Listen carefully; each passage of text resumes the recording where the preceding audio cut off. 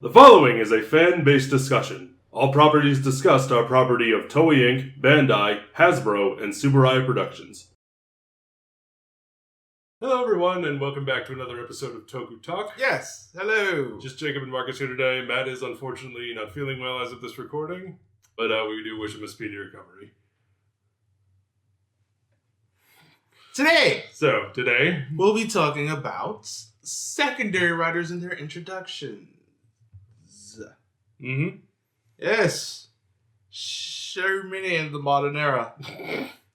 A lot in the modern era, and I've noticed in the modern era, they seem to get it, at least from my experience, particularly with the Heisei era, Neo-Heisei era, and a little bit going into the Reiwa.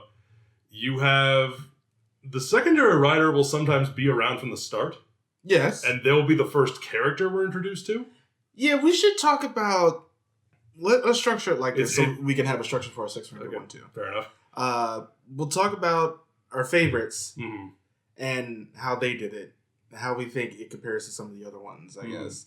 And just maybe what they should do in the future compared to some of the ones they've done in the past. So, what is your favorite secondary rider introduction? As far as the introduction goes, I'm probably going to go with Baron from Gaim. Okay.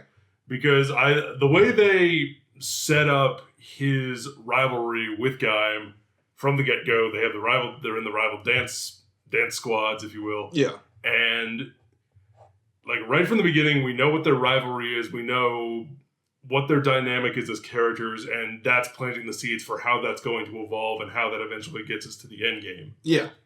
And I like that a lot. Okay.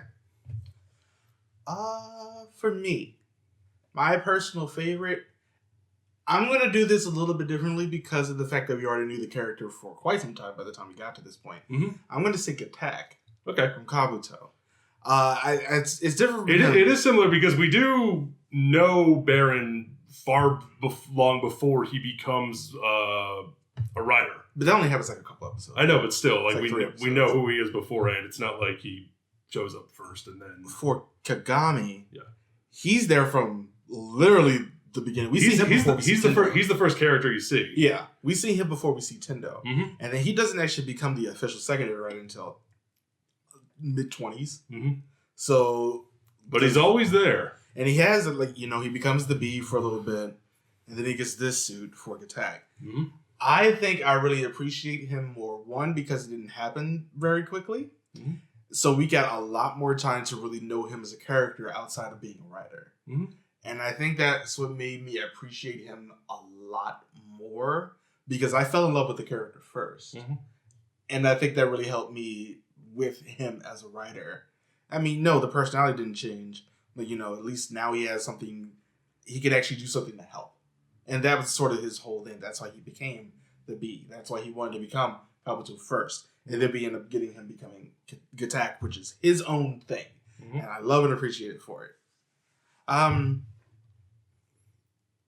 How do we think it has gone recently with the way they've introduced some of the secondary riders? I can't speak too much to the Reiwa era because I haven't seen it so much. But when you look at the end of the Neo-Heisei era, it is a lot of... We're going to introduce them as a character before we introduce them in their suit. And... Well, sometimes it's like we see them like from episode 1 or from like episode 3 or whatnot. Yeah. And then you look at the beginning of the Neo-Heisei era, particularly something like O's or W is another example of this, where they're introduced kind of the way the Sixth Rangers are in Sentai, where they show up in like the mid-teens. Yeah. Mid-teens, early 20s in terms of the episode count.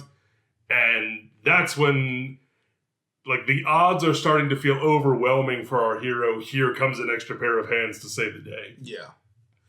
Yeah, I do agree with that. I honestly prefer how they did it in Heisei Phase 1. Mm-hmm. At least in some cases where it's just like the secondary rider will come in, say, Ren from Ryuki, where we actually... It's that one actually might be my favorite now that I think about it. It's a very good one. It's a very good one. He's the first rider you see. Yeah. And he's not the main character that you follow, but, we see him as a writer first. Mm-hmm. So we end up having to build off of that. Okay, we have to actually learn the character now. And it's very different for Ren specifically because he's a deuteragonist.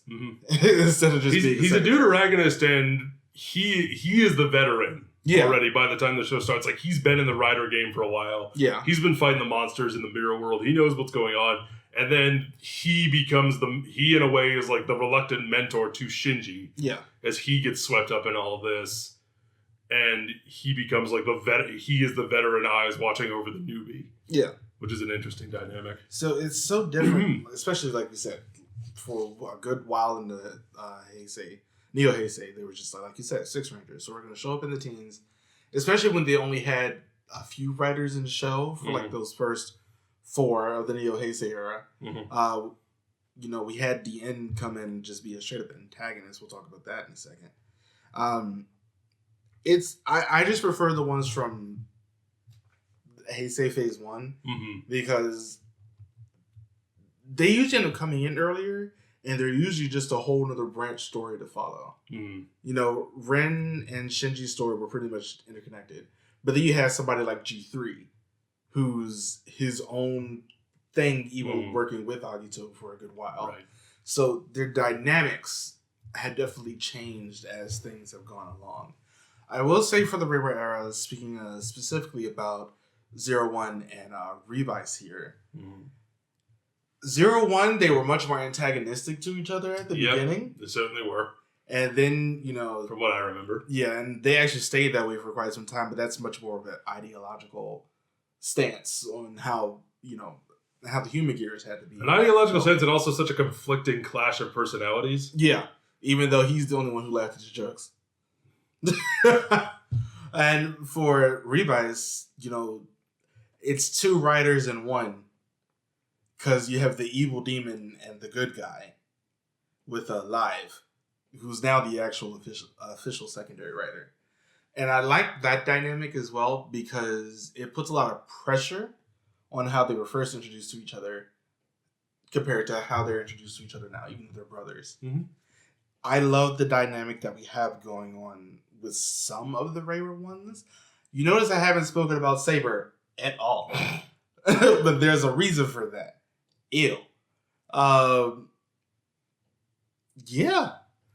Zio, they did it where just like, we're going to be antagonistic to 90 or the entire time we're in this show together. And the first time we actually meet, I'm attacking you. But we're not going to be written well because we're going to keep flipping back and forth on what exactly our motivations are. We haven't talked about Drive at all. Drive's an interesting one, but we're not just going to go series by series. Drive is one of those ones where Mach comes in, you know, in the teens or 20s or whatever it is that he comes in, and it's a case of, well, we're going to introduce a problem that the main rider cannot solve on his own, or is going to try and solve, but he'll do it incorrectly. And then here comes the secondary rider to save the day, and that's usually what they do is... Because they have to try and put him over, to use wrestling terminology, to make them be the one who looks good, and literally it usually this is a problem not just with Toku but with media in general, where they have to make our hero look bad to try and make this new character look good. Yeah, and that's something I'm not a fan of. Which is something that Drive did, and something that I didn't like about Drive. Which is why I appreciate it when they did it in Kabuto. Because, one, that dynamic was so different because Tendo was Tendo. As I've said before, I'm not a fan of Kabuto, but yes, because it's such a gap between who these characters are. Yeah. And Tendo is just operating on a completely different level. Sometimes in the operating room. than most characters. And then you have, you know, just regular guy who is Gatak. And who's the one that you're supposed to follow. Yes. That's why we always say Kagami's the main character of that show. At least for the most part, until bad things start to happen near to the end of it. Oh, well. Anyway, what do we think things can do going forward? Do we want to keep the antagonism in some cases? It really depends on the story. I will say... Now what do I want to see? Yeah. I am okay with them keeping the antagonism as long as it's good. But what I really want to see is I want to see them build off of each other. Yeah. More than anything, I want to see... I can see what your strengths are, and I can see what your strengths are. I want us to work together as a team, and that's how we're going to move forward. I want to see more of an emphasis on teamwork. I think, like you said, it does depend on the show. It also depends on how many writers there are. Because if there's more than just the two of them, I mean, you got a whole bunch of other different dynamics coming in to really just shake things up. If it's good, then it's good. If it works, it works. Yeah, I honestly do think I'm a bigger fan of when we know the secondary writer from the beginning and he just has become a writer for a while. Because I think that just lets you really get to know this character and not just expect something of them to become a writer or what have you. I think it actually makes it a little bit cleaner when they do things like that. I like getting to know characters beforehand. And I think that's what makes me love, like I said, Kagami is honestly my favorite just because of the way that he is presented to us. I appreciate him a lot more because of the way that he is versus somebody like Spectre who just shows up and starts fighting you. And you need a reason. If they're going to be antagonistic, give him a good reason. Well, he had a reason. It was a bad one. I don't know. It was a really bad. I don't know if I agree with that. The Spectre one was just like, why?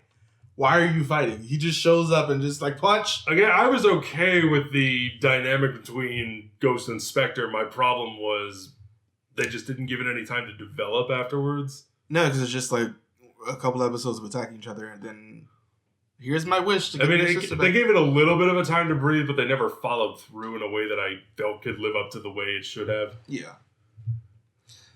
Like we always said, it does end up depending on the story, but we do have our preferences. Yes. So it just depends on how they do it in terms of the story. And I think this week we can end the video there. Yeah. Let us know what your favorite secondary writer introduction is. And what is your favorite dynamic between primary and secondary? And what would you like to see in the future? Let us know in the comments below. Don't forget to join us on all the things in the comments. And in our description, you can click on there and see all the things that we have going on. And don't forget to like and subscribe. And we'll see you next time. Bye, everybody. Thank you for watching.